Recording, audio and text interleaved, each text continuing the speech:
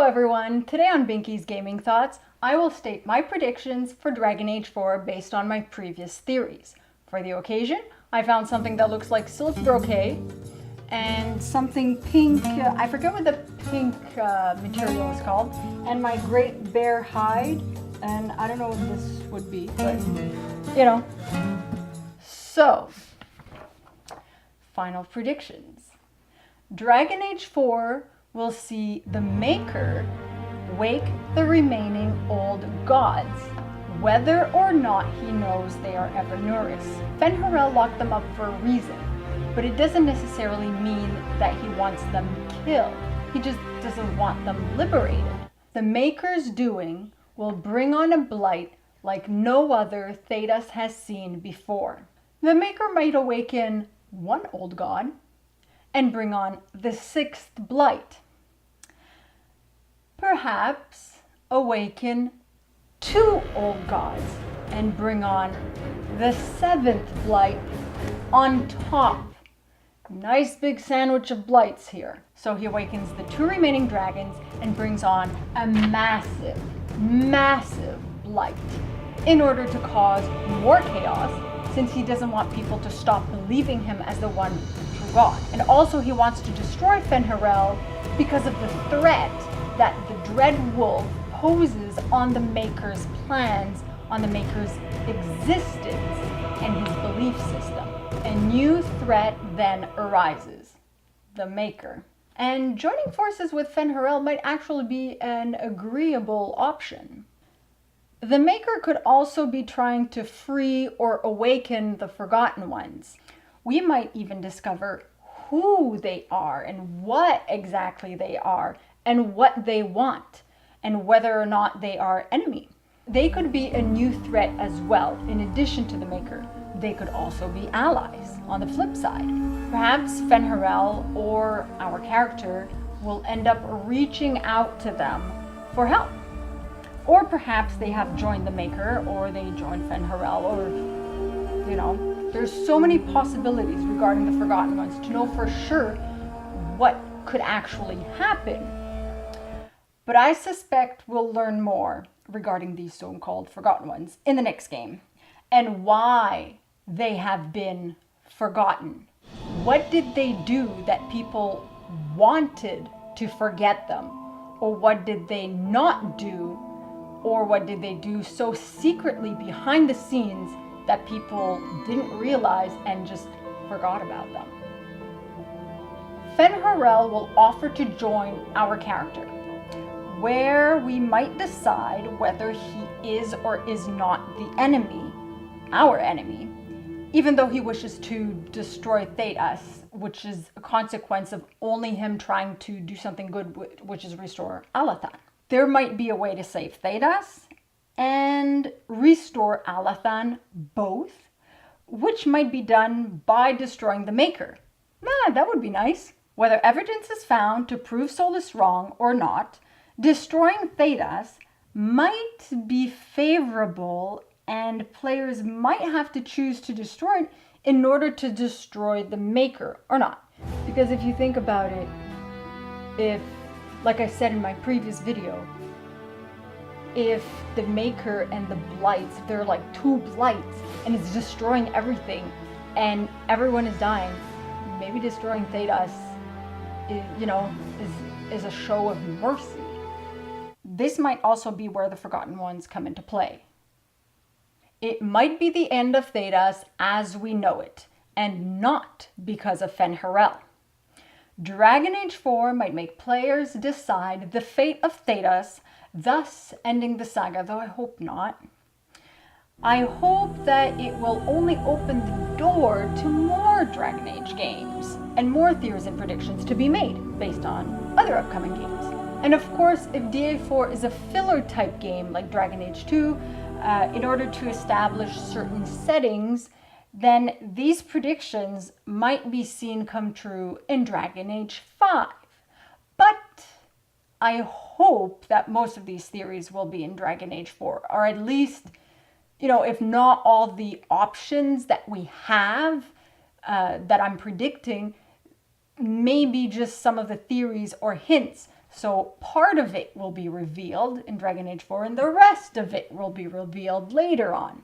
Kind of like we've seen things revealed throughout one game and then the second and then the third game. It's a given. We're going to Tevinter. I think that was pretty clear.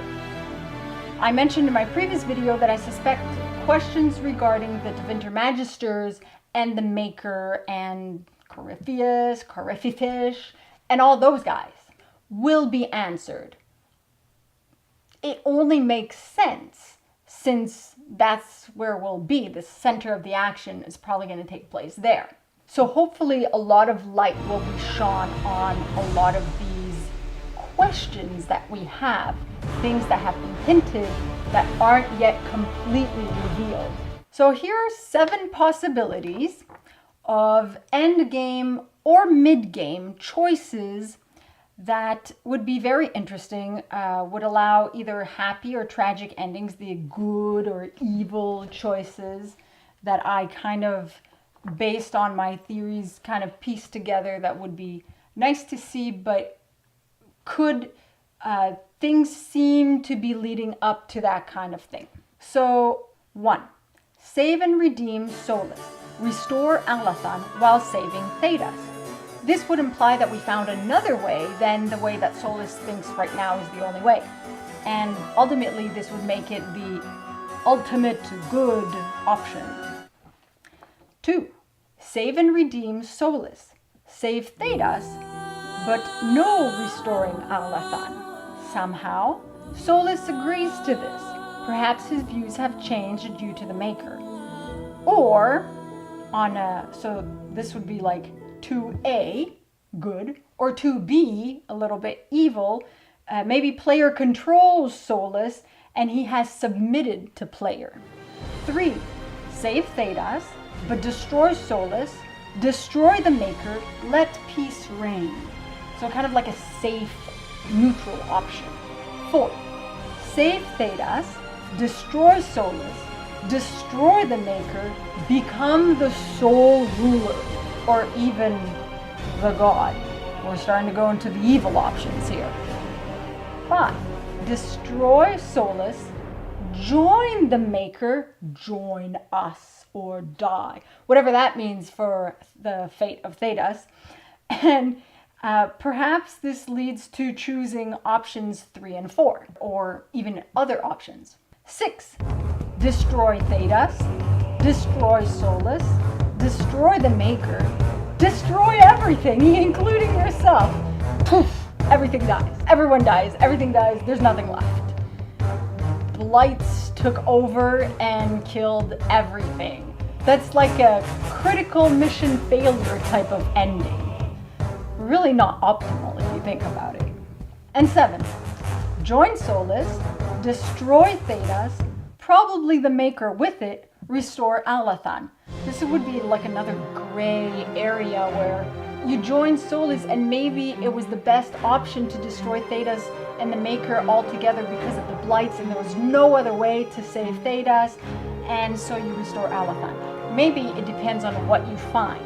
Kind of like in Mass Effect 2 when if you didn't have all the ship upgrades, if you didn't have all your companions missions done, if you didn't have you had to have specific things. If it wasn't all into place, people died. And if you didn't have Mordin in your team, since he's a squishy, he died. So I always ensured to have everything, and then Mordin was on my team and everyone survived.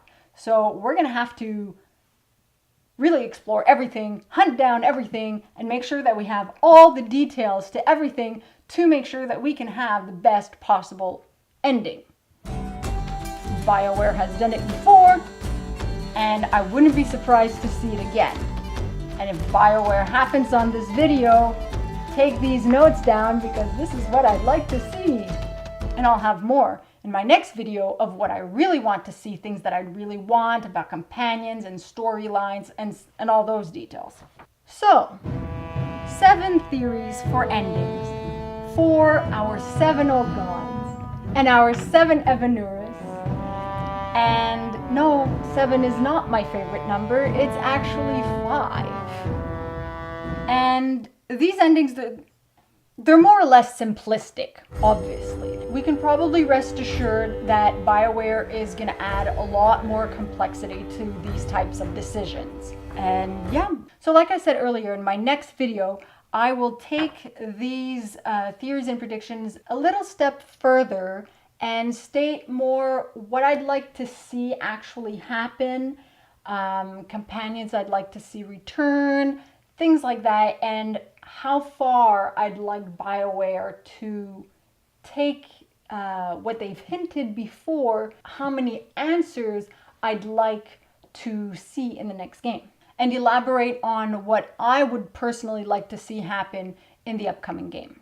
So thanks for watching again, and feel free to subscribe, like, share. You can also follow me on Twitter at BigKeyProd, and don't hesitate to comment your theories and predictions. Masaranas.